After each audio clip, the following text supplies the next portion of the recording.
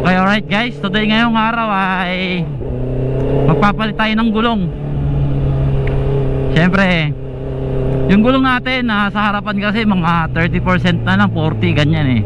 Yung likuran okay pa, nasa 60% pa siya, 60 to 70%. So, siyempre kasi hindi kasi ako sanay eh. Okay naman mga gulong, okay naman yung gulong na nakakabit. Kaso kasi itong gulong kasi na to na ano ko, simula nung nagmomotor ako, ito lang talaga binibili ko, kaya doon ako mas komportableng gamitin eh. So patungo tayo ngayon sa Takara Tires sa Tikling branch. Yan, yun yung pinaka mas malapit sa atin. Maraming branches yan guys, puntahan nyo na lang, search nyo na lang sa Facebook o kung anumang platform yan, makikita nyo yan, marami. At isa sa pinagkakatiwalaan ko na pagkakabitan ng gulong, kasi wala, nag big bike kasi tayo eh. Isa sa mga gastusin ng big bike yan, yung gulong eh. Mahal kasi talaga. Talagang katulad ko lang na na hindi naman mayaman, talagang mapapare ka sa presyo ng gulong eh. Sa size pa lang. Ayun, mamaya malalaman nyo rin kung magkano ang presyo at kung anong size ng gulong yung bibilin ko. Kita-kits na lang tayo doon. Mga ilang minuto lang naman ang biyahe doon. Alright, solid. Ito na yung nabili ko guys. So napili kong size 180/55 lang. Standard siguro na ito. Ginaya ko lang yung size. Same size lang. Hindi ako nagpalaki, hindi ako nagpaliit.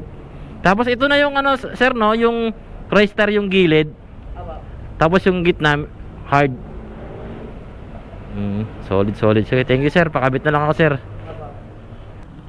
Ayan. Tapos yung size 180/55. Tapos sa harap 120/70. Solid din, nagkabit sila.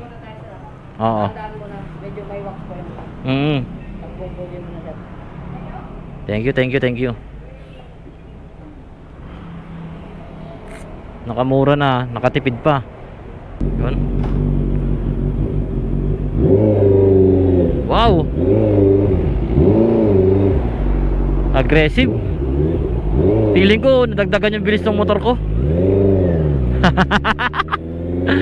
Yun guys, ulitin ko lang guys ha. Dito sa Takara Tires Tikling branch ako nagpakabit. So ang SRP ng gulong nila ay 30,000 mahigit or ganon. Nabili ko lang ng 24,800. Harap likod na yan guys. So Pirelli Diablo Rosso 4. Tama ba yun? So pauwi na ako. So guys, sa mga bibili gulong, di porket makapit ang gulong nyo banking na kagad kayo. Pag bago gulong nyo guys, bini-break in yan kasi may mga wax pa, madulas yan. Kaya tamang dandahan lang ng takbo. Tapos di ba kung natitigasan kayo sa gulong, wag nyo munang bawasan ng hangin kasi pinapalapat pa yung yung gulong nyo. Kasi naranasan ko yan eh, yung natigasan ako sa gulong, binawasan ko ng hangin, ayun, singaw talaga agad siya, hindi pa dumidikit yung gulong. Ay, sarap guys, pambili ng yun ang isa sa mga gastusin ng ng mga naka big bike, yung gulong. Ang mahal ng gulong.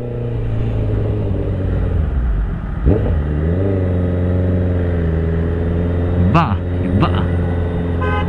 nakakapanibago ng konti.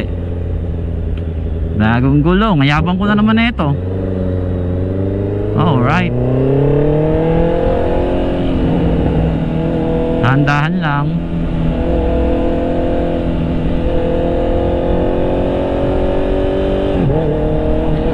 Yoga. Ang ganda i-banking.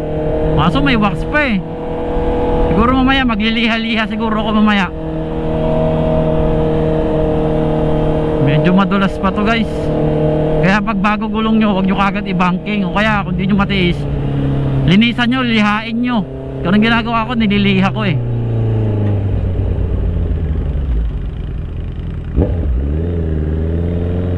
break in nyo lang para ano, kaysa madulas pa kayo. Pero pagkatapos naman nun guys, sobrang kapit nun. Pero nasa sa inyo pa rin yan kung paano kayo mag drive. Saka medyo tumaas ha. Ay bago kasi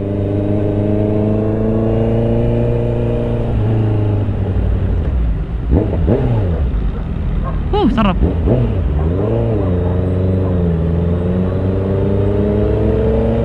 Ang yabang ko na naman. Ako lang ba yung nagmumotor na pag may bagong bilis ng pyesa sa motor eh, feeling ko ang bilis-bilis na ng motor ko, nadagdagan yung bilis. At sa mga hindi nakakaalam guys, yung gulong na nabili ko ay talagang sulit na rin to. Kasi yung gitna niya pang daily medyo matigas, pero yung magkabila ang gilid niya ay race tire.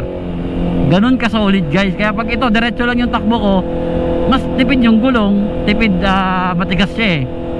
Pero kapag bumangking ka, naka race tire ka, ay kalame. Sabi nga nila masarap daw yung sa gilid-gilid. Saka marami nang gumagamit ng ganitong gulong guys. Simula nung lumabas to, doon pa lang sa vlog ni Motodek eh. Sa R1M nya, ito yung gamit niyang gulong eh, yung Rosso 4.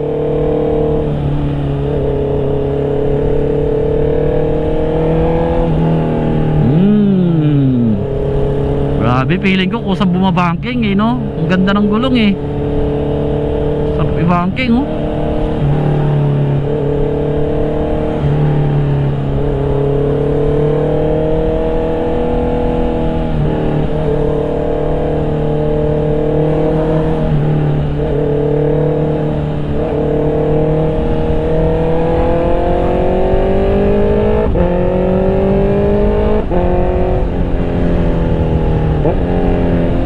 Dandahan lang muna. Hihi. Dandahan lang muna, wag sasagad. Baka ma-slide. Bili ako lihaw mamaya, lihain ko to.